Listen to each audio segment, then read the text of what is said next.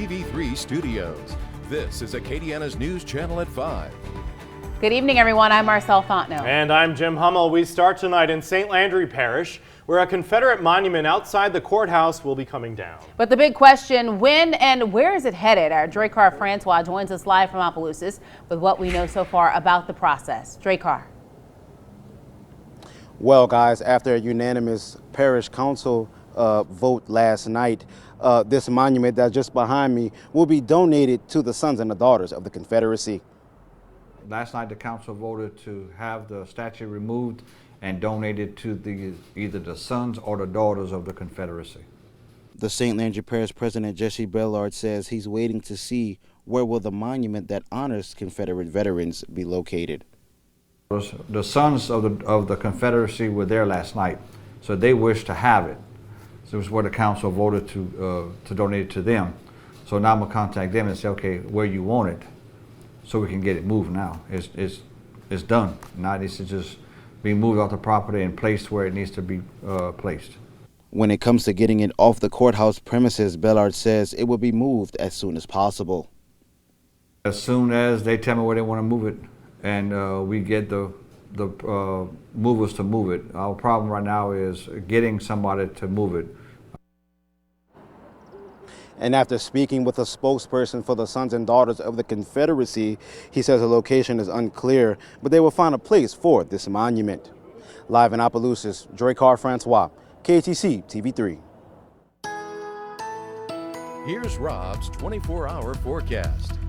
A nice one out there today. Temperatures starting out in the mid to upper 60s to right at 70 degrees at 7 a.m. Got into the mid 80s this afternoon, and boy, you can feel that sun kind of working this time of year. Low to mid 80s, 84 top of the hour Lafayette, lower 80s down toward the coast. It's always a little bit cooler. You get a little bit of a sea breeze here. Notice over toward Calcasieu Pass mid 70s, and that's also a reflection of that surf water temperature. So water starting to warm up in the Gulf of Mexico. They were just in the lower 70s a couple of weeks back. Fair to partly cloudy skies, but mostly sunny skies this afternoon, and we expect more of the same overnight tonight. Fair skies, temperatures holding in the mid to upper 60s, and then tomorrow a sun and cloud mix. Generally a nice day, temperatures back into the middle 80s. So your hour by hour forecast into this evening. If you're heading on out, you probably won't need a jacket or sweater, but if you're going to a restaurant, you know it's always chilly there. Temperatures eventually get down into the mid to upper 60s. Then for tomorrow, again, another nice day. If you like today, carbon copy or copy and paste, you got it.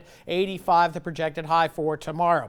Coming up, more at mid 80s this weekend, but we're introducing slight rain chances by Sunday, better rain chances Monday, Tuesday. Full details and the forecast for Festival International coming up in just a bit. Parish by Parish headlines. We start in Lafayette, where a man is in custody after a deputy-involved shooting this morning. Deputies with the Lafayette Parish Sheriff's Office got a call about a suspicious person in the 600 block of Fox Run near Pinhook Road at about 6:15 this morning. The Sheriff's Office says during an altercation, the suspect gained control of the deputy's taser and the deputy fired his weapon. The suspect, Draper Harrison, was treated for minor injuries and is facing a number of charges, including aggravated assault of a peace officer. Staying in Lafayette, the suspect in a February shooting will not go to trial. The grand jury chose not to indict Cody Pearson on an attempted second-degree murder charge. Investigators said two men were arguing before the victim was shot. An Arnaville man will stand trial in Lafayette on a second-degree murder charge in connection to an overdose death. Prosecutors say Damian Bernard sold a woman fentanyl-laced drugs. That person later died of an apparent overdose. Police say she was unaware the drugs contained fentanyl. The African American Heritage Foundation displaying its peace quilt today. A ceremony was held over at LCG where people had a chance to learn more about the history of the quilt. Stories were also shared every hour with visitors who were able to engage with the speakers. Local talents, local heroes on that quilt by way of quilt that worked in the community, that took what they had and used it for the betterment of the community. In Scott, preparations are now underway for the Boudin Festival, which starts tomorrow. Trey Francis joins us live with how the Boudin, capital of the world, is getting ready for the crowds. Trey. Yes, it is certainly looking really good out here in Scott. I'm actually where some of the food vendors are. And It is actually looking really, really good. They are very excited about tomorrow's festivities. Admissions is $5. Kids 6 and under can get in free. 12 bands are expected to hit the stage, including Blaine Roy, Lil Nate, Dustin Saunier, Chris Ardoin, and Gino Delafosse, to name a few, along with 10 food vendors, carnival rides, and a boudin eating contest, or you could actually win $500. Free festival shutter parking is also available. No outside beverages, ice chests, or pets are allowed. Best Stop is out here. We have New News. We have Menards, Cajun Grocery. We have Billy's. We have Don's Specialty Meats. And we have New News. And we have Corshioners also. The impact, we really can't put a dollar amount on it, but it is huge because all of our hotels are booked. The KOA campground is booked. So it's going to be a lot of traffic throughout our community. So that always means an increase in sales tax revenue. Yes, now, as said before, admissions is $5. The festival will begin Friday evening at 5 until Sunday evening at 6:30.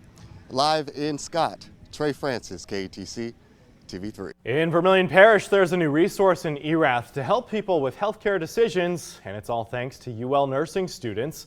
They set up a free library in Erath City Park.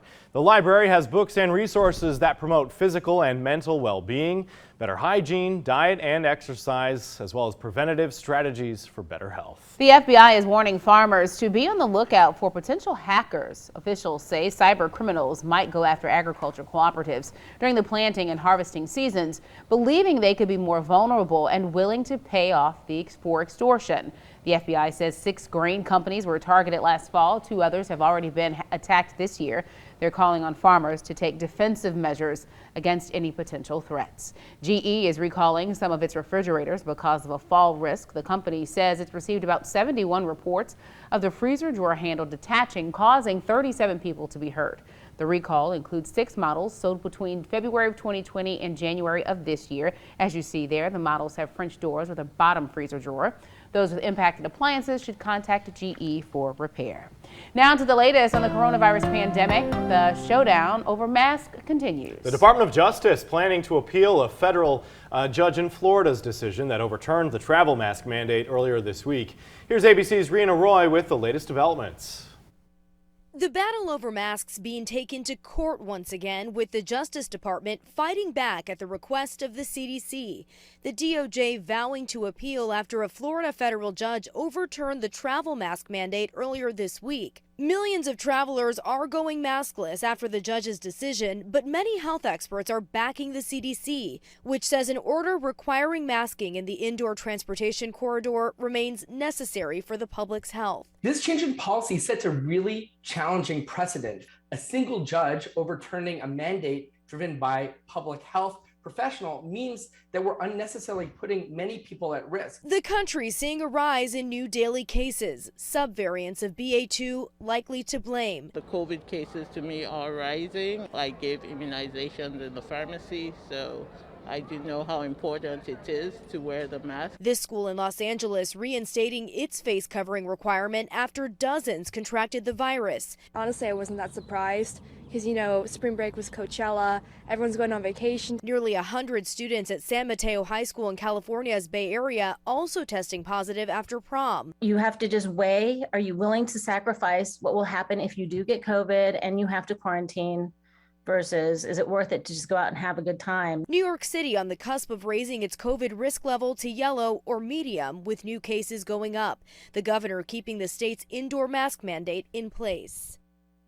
As we see this uptick in new cases, the Department of Homeland Security is extending vaccination requirements for non-citizens traveling into the U.S. after consulting with the CDC to help stop the spread. Rena Roy, ABC News, New York. COVID cases around the world are still ticking down. According to the World Health Organization, the number of new COVID cases is down 24% globally.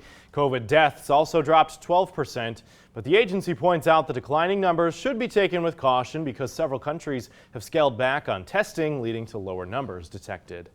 And an update on the investigation into whether Lucky Charms is making people sick. The Food and Drug Administration launched an investigation after a poison website, reported more than 1,300 people said they had gastrointestinal issues after eating the cereal. However, General Mills says it's found no evidence of people getting sick, and the FDA says it's only received a few complaints about people getting sick after eating the cereal. So far, no recalls have been announced. Still ahead right here on Acadiana's News Channel at 5, more aid is headed to Ukraine and a conflicting message from Russian President Vladimir Putin. We'll recap today's developments a bit later on at 5:19. And a good-looking forecast for our Friday, but weekend we might see a shower by Sunday. We'll talk more about that and next week's weather as well, coming up right after the break. The Abbeville Police Department and Crime Stoppers of Vermilion is asking for your assistance in solving this segment's Crime of the Week.